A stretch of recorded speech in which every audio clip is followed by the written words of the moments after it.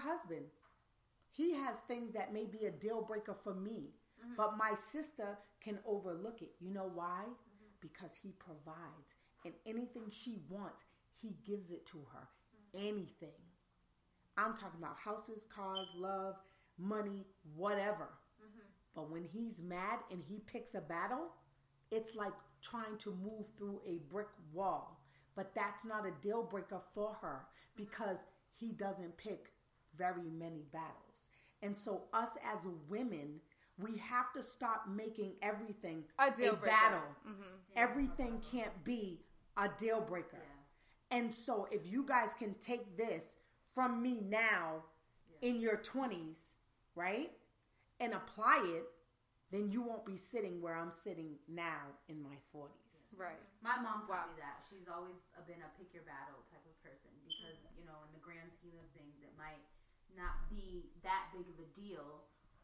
You know, whether it's something stupid like the way he chews or like he leaves his boxers on the floor or, you know, little things like that. I think deal breakers are more things like, you know, he's abusive or, you know. That's a deal breaker. That is, right. It's a hard deal or, breaker. you know. Well, I want to say. He can't get a job. Flowers should not be a deal breaker in your relationship. No, okay? He will get there if you give him an opportunity. And not smear it in his face. That he's not doing it, right? Not scream it from the top of the rooftops by going out and buying your own flowers. He will get there, and I promise you. And you will be happier if you let him get there on his own. Right. One thing I want to say is that I feel like we're in a generation where a lot of people have deal breakers because we are so... I don't want to say desensitized because I don't know if that's the right word, but it's like everything is transactional. Like, what could you do for me? What can I do for you? If you can't do shit for me, I don't want to deal with you. If you can't make me happy completely, I can go on Instagram, I can find someone else, I can do this, I can pretend to have a happy life. Like, you just feel like a lot of people just have such low patience, and I feel like maybe when, like, for my grandparents' age or like even my mother, because my mother has a very successful relationship that she's been with my stepfather since I was 1 year old.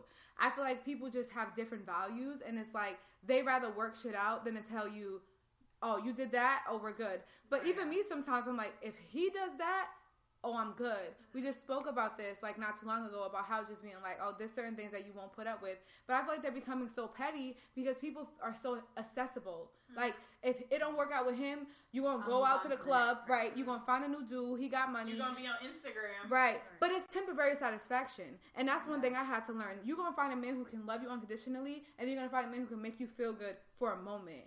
And those are two complete, don't ever get them fucked up. But that's like the space of instant gratification. Like, that's the thing that social media and the internet has given us. It's like, we millennials, like our generation who grew up in this age, like, we think that, well, we do this thing, we should see a result 10 minutes later. And it's like, the one thing that I've learned in like my relationship is like, I can pour into you for 6 months and I might not see the result of my pouring until fucking 12 months later. And like, but that's okay because I don't even know how long you've been pouring into me. Like, I don't even know what you've given me that I haven't acknowledged or that I'm unaware of. Yeah. You know, like, you don't know. Like, even like when we talk about like how we've talked about religion, and you talk about like having a partner who prays for you.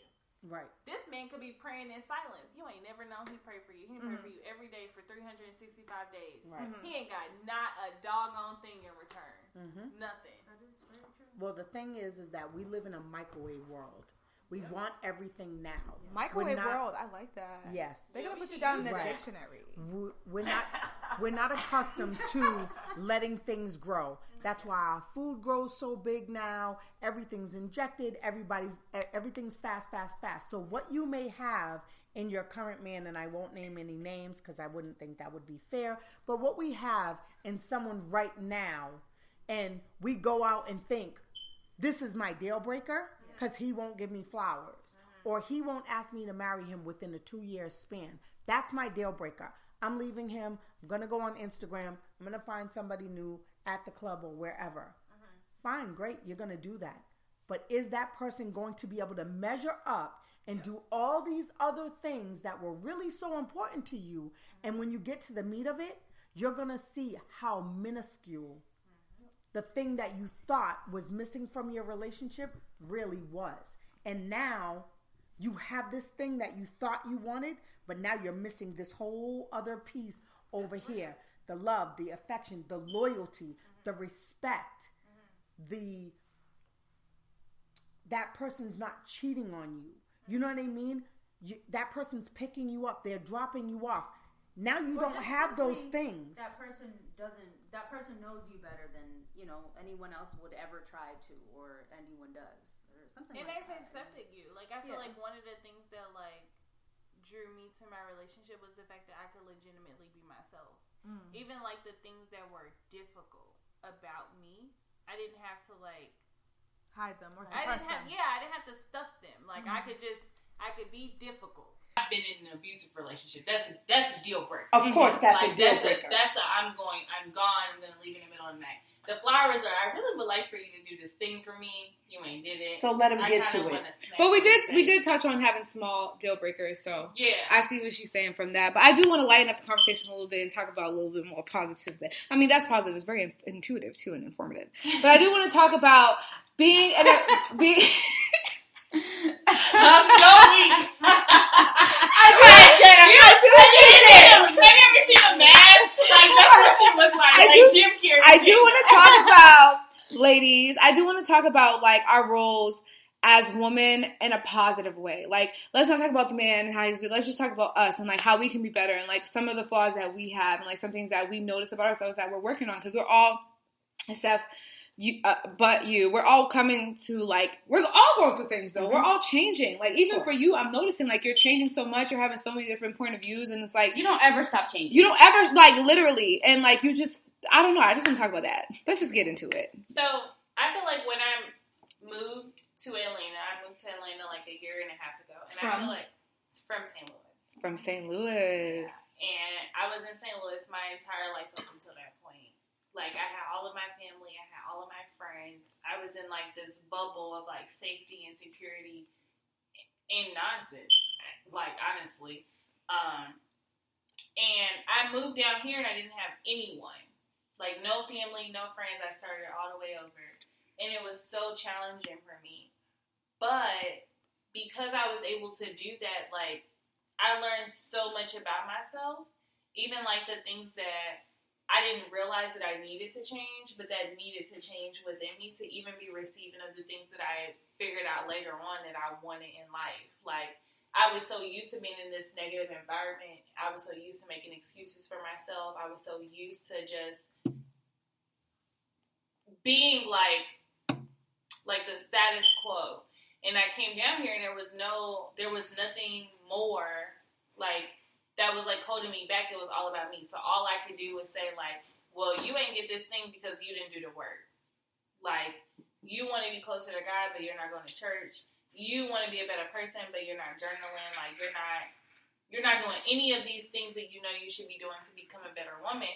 And ownership. I feel like, I had no ownership. I had no self-responsibility. I had no self-accountability. I can very much relate. Yeah, until I came down here, and it's like, when you're forced to be with yourself, see yourself, to sit in your shit. Yeah. Like, and I sat in my shit. And I was like, I did. I swear I did. And I remember, like, one day I was looking in the mirror and I was like, yo, you've been walking around for like 26 years. Like, oh, I'm a bad bitch. Like, I done da-da-da. And it's like, but you're not a good person. You're not honest with yourself. You don't know who you are. You don't know what you want. You are not showing up for yourself. You're not showing up for others. You're not even being honest with yourself about what you want and who you are as a person. And, like, none of that changed until I was in solitude. Until I came down here and I was by myself. And it was like, I would literally journal. And, like, the pen I felt like would take over. And I would reread the shit like, damn. You need to get your shit together, friend. Like, you're not being honest. And, like, I feel like as women, like, we sometimes put on this, like, cloak of, like, perfection. And we show up in the world. And, like, that, I feel like that was one of the things that we kind of discussed when we were sitting over there before we even started talking about the podcast. And you were like, I just want you to be honest. And I was like, well, let me finish my drink first. Because I'm so used to showing up in perfection. Right? And not really being vulnerable and not really being honest because I feel like as a woman, especially as a black woman, that like I can't fuck up. Right. But vulnerability does not mean weakness. But for me, it did. But vulnerability actually means strength. Yeah. Okay? And another big thing, just circling back but to that needs to be learned. It is a learned behavior. However, circling back to the original conversation that we started with, let me just go on record and say, part of the reason why relationships are failing now is because women have had to take on the nurturing role and the providing role. And so the lines are very blurred. Because when I meet people, I don't need a man. Because I can do so many things by myself. And that intimidates the men that I'm meeting. They can't come in and go to the garage with me and negotiate for a car. I know how to do that. They can't come to my house and negotiate with a construction worker because I know how to do that myself. They can't come in and change the locks at my house because I know how to do that myself. So the lines are so blurred now that when we meet a man, we don't know how to be vulnerable. And vulnerability is not a weakness. And that's what we need to do as women. And as black women, when we get to a space of knowledge, we don't ever share. So if your hair is growing, but my hair is falling out, why would you sit there and allow me to go through that when you could share your knowledge? We're not willing to share. So when my sister stepped up and she became a CEO, I told her, you always make sure you reach back. Because whatever is for you is going to be for you. And no one can take it. I always take that away. And that is something that's ironclad. They can't take it from you, whether it's a man, a job, whatever. They can't have what's yours because you're put here with a purpose. So what's yours can't be mine because it's not for me. I agree with you so much, Bree, saying that you feel like women have to constantly keep on a face and have to constantly like be strong, especially black women. And I see that with my mom a lot. Like, I feel like a lot of times my mom wanted to cry or give up and she never did. So sometimes I tell myself, I can't cry, I can't give up. I have to keep going because, you know, I have to be strong. I have to be strong for my family. And I'm the oldest of my siblings. So you already know, like, being the oldest, I'm like, I gotta make sure everybody is good. Like, I can't let my sister see me this way. If I learn anything, I'll call my sister, like, this is what you need to know, da-da-da. Like, I'm always on top of it, and I admire being that. I love being that person. I'm not complaining at all. But I feel like I see myself changing a lot. I actually feel like when I was in college, I was at my most focused. I went to acting college and I was like so focused, it was disgusting. Like, I didn't even know that I can reach that level of creativity and focus. The moment that I was done with college, I think I kind of like exhausted myself because I was constantly rehearsing. I was auditioning. I was doing all this stuff. And I didn't have a normal life because I was so focused. So the moment I got out of college, I just completely let loose.